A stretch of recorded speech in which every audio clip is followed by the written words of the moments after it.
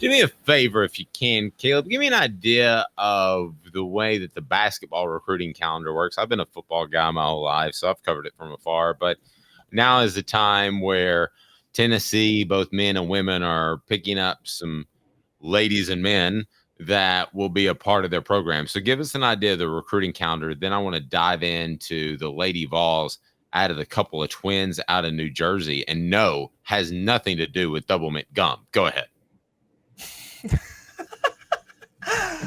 So the signing period for basketball is a little bit different. The initial signing date is November 13th. The final signing date is November the 20th. There is a regular period in the following April where there's an initial signing date in 2025 and then a final signing date on May the 21st. So there's a November the 13th through the 20th window for the early signing period and April the 16th through May 21st window. So a month and 5 days for the final signing period or for the main signing period. And which is weird because, as you know, football signing period is fairly quick. So it kind of spreads out over time. No one really pays attention to it. There's not a lot of hoopla around signing day in basketball, but quite honestly, because the NCAA has so screwed up this recruiting calendar to basically make me and your life miserable in December, the National Signing Day in football doesn't have the same pizzazz it used to have either.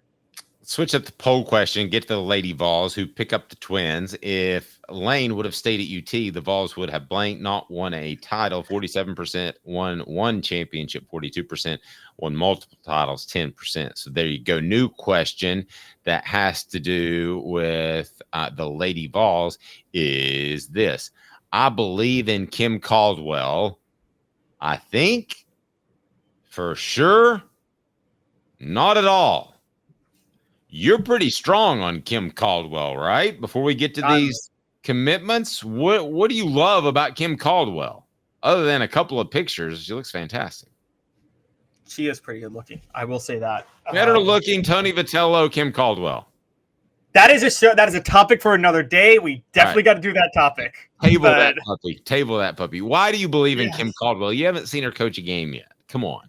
She's had success everywhere she's been, and she's got an entertaining brand of basketball just as the women's game is starting to get more entertaining and more up-tempo and more perimeter-based, and they're getting Kim Caldwell at that time. So I think that's why I like Kim Caldwell.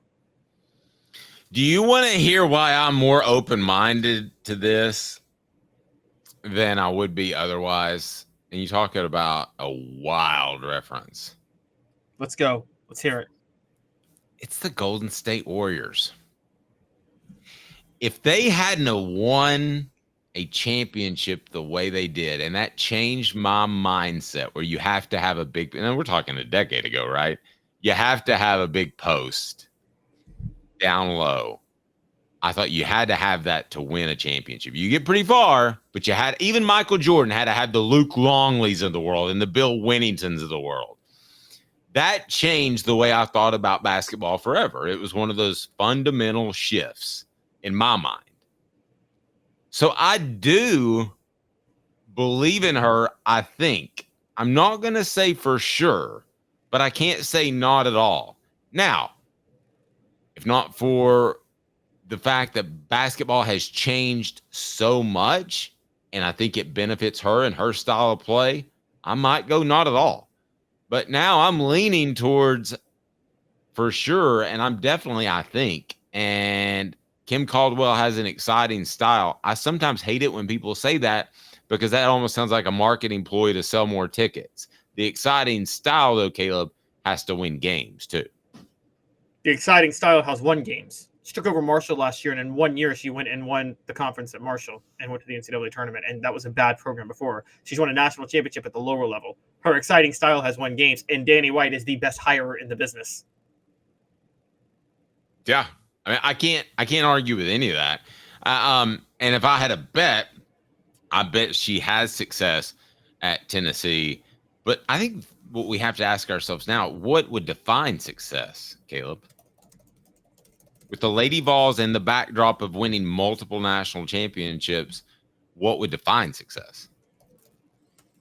I mean, I think whenever you hire a coach, winning a national championship is a success. It's like at any sport in any level. It's like drafting a quarterback in football. If you win a Super Bowl with that quarterback, you drafted the right quarterback. Yeah. All right, let's get to these commitments. Couple of twins, fraternal, identical. Do we know for sure?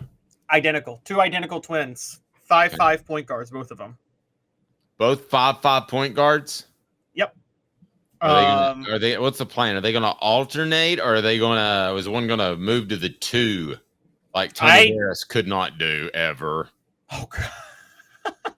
Well, that was a dumb decision to do in the first place. Well, he really wants to shoot the ball more and move to the 2, so I guess we'll try him out there. It's just Kentucky.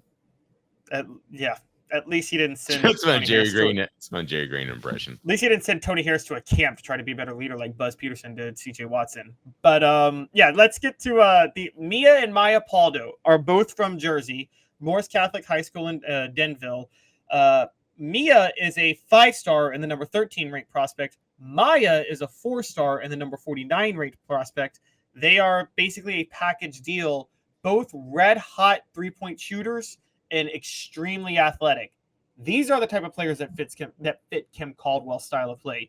She wants to be able to push the tempo, run the break, and shoot a lot of threes. That's what both of these players do. That's what she's not been able to do in the transfer portal. When she was at Marshall, she had the 3-point shooting. She didn't have the size or athleticism. When she was at Tennessee, or when she took over Tennessee to implement her system, she had the size but not the athleticism. So she had to kind of retool her roster. She has gone for the size and the athleticism since she's been at Tennessee with players like Alyssa Latham and transfers like that, and Lazaria Spearman. But she has not actually gotten the 3-point shooter she needs, which it still leads me to believe that this year I have no idea what's in store for Tennessee Lady Vols this year. It's going to be the most chaotic team you've ever seen. They're going to turn up the tempo nonstop. The ball's going to be flying everywhere, and you're going to see a lot of missed shots everywhere. It's probably going to be insane chaos. Third quarter for what? Yeah, exactly. Exactly. It's going to be like, for those who don't remember Mark Gottfried and Alabama's basketball team in the 2000s, it's going to look like that when they had guys like Damari Carroll or Ernest Shelton, and all they did was turn up the tempo. It was the most ridiculously athletic, insane team to watch. I've got something something for Brian Rice, the voice of the Lady Vols right now with the Mya and Mya. Okay. Here's a great call. Okay, one passes to the other and the other scores. Mya, what a play. Wow, Dave. See? Wow, okay. That's pretty good. Hit like and subscribe if you like that. I think everybody loves that. But what those two bring is a level of, they actually bring the shooting. So in 2 years, she'll have the size, the athleticism, and finally she'll have the shooting. I think that's what makes Tennessee dangerous at that point. And I don't know if Kim Caldwell's husband, who was her assistant at the other spot she was at, I think he is not doing that this year. I wouldn't either. I'd just sit back and watch my wife go win championships with the most fun style of basketball to watch. Yeah. I'm still sticking on the phrase. I think that's great. Oh, Mya. Is it Mya or Mya?